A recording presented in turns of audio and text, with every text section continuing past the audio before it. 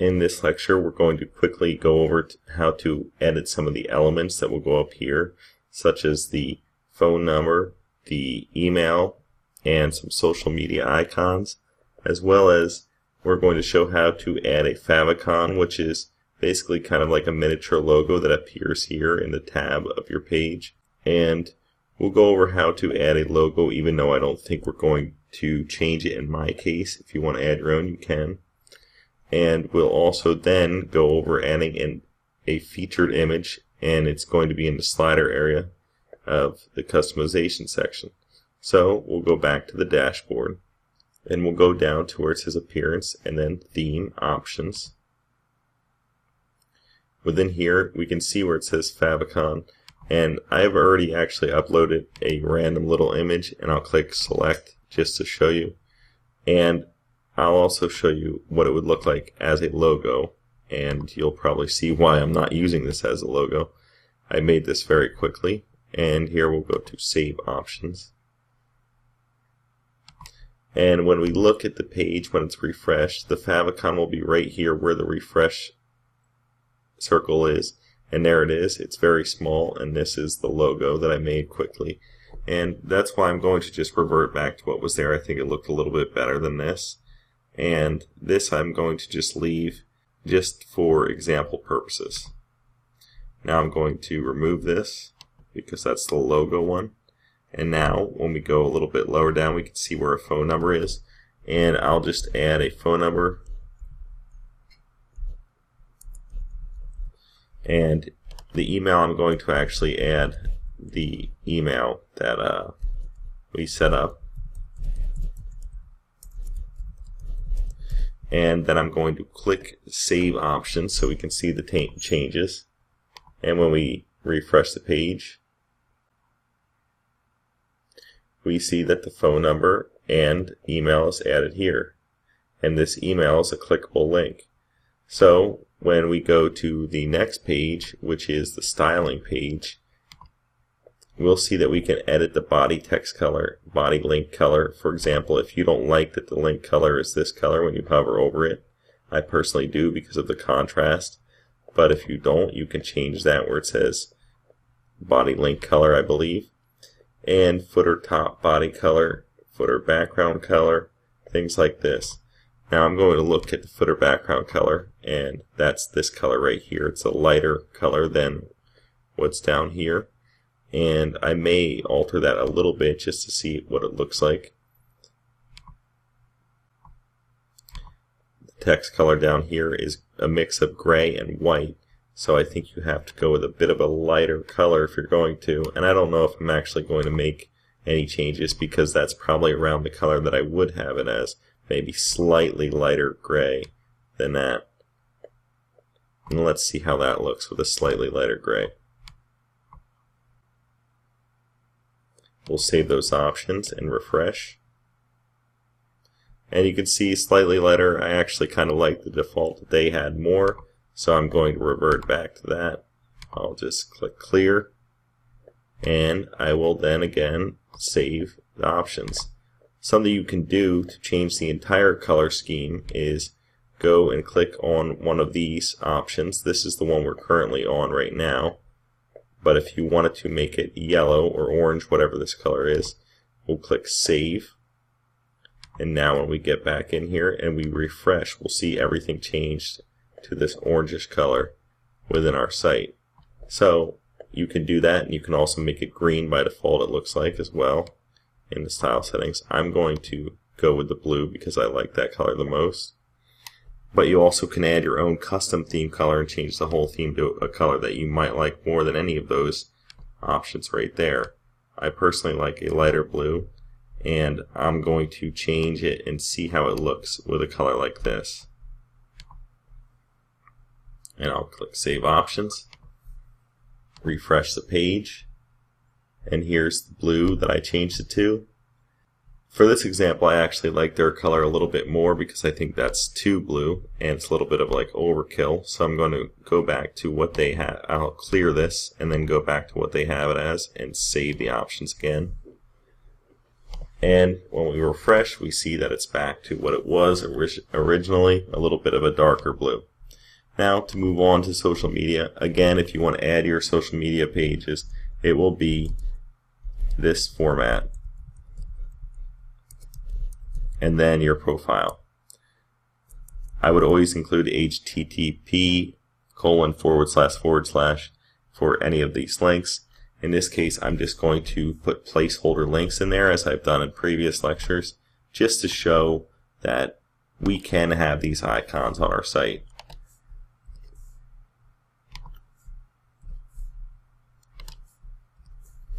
And that's enough. And what we'll do is go down and click Save Options.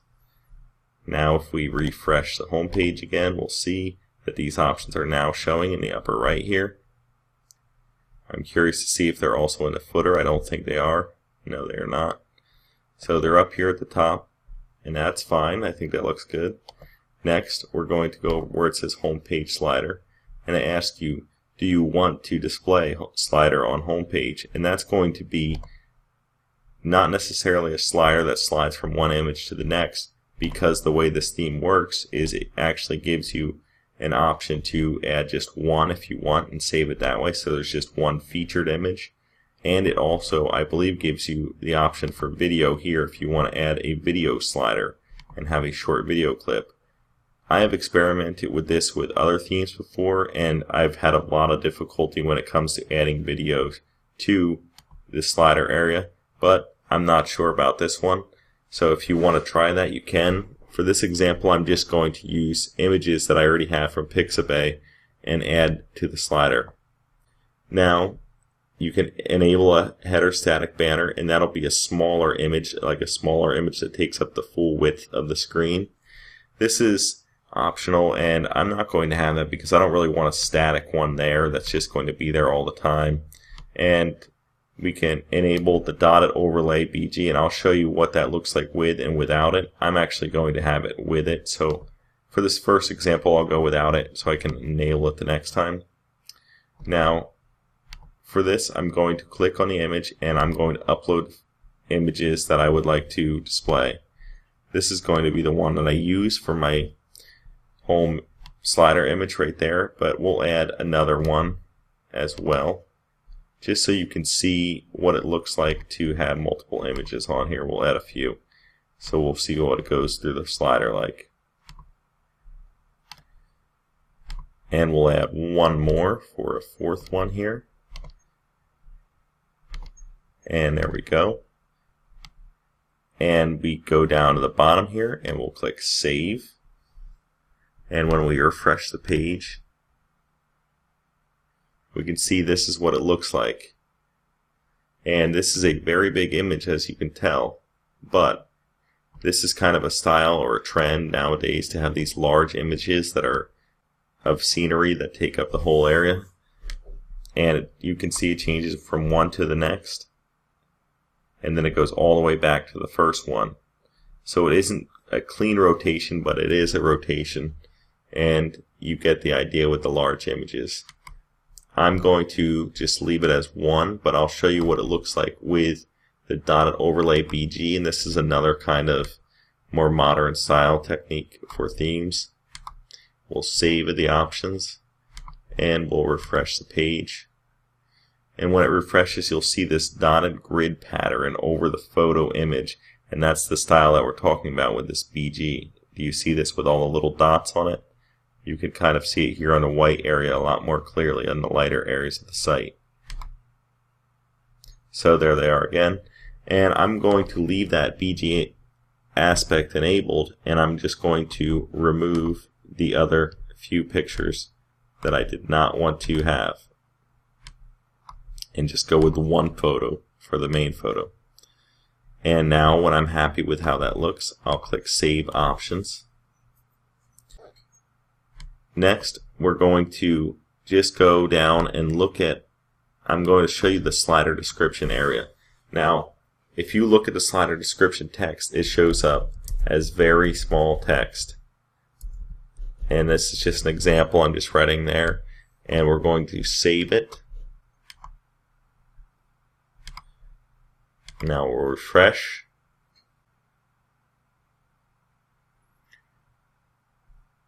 now you can see how small this text is on the screen. It's extremely small and hard to see. So I'm not sure if we can edit that, but we're going to try to right now.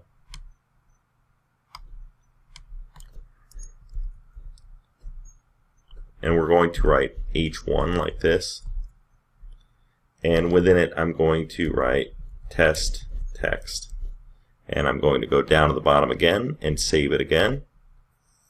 After it's saved, we're going to refresh. And we can see that now we have this larger test text there. And H1 is as large as we can make it in this case.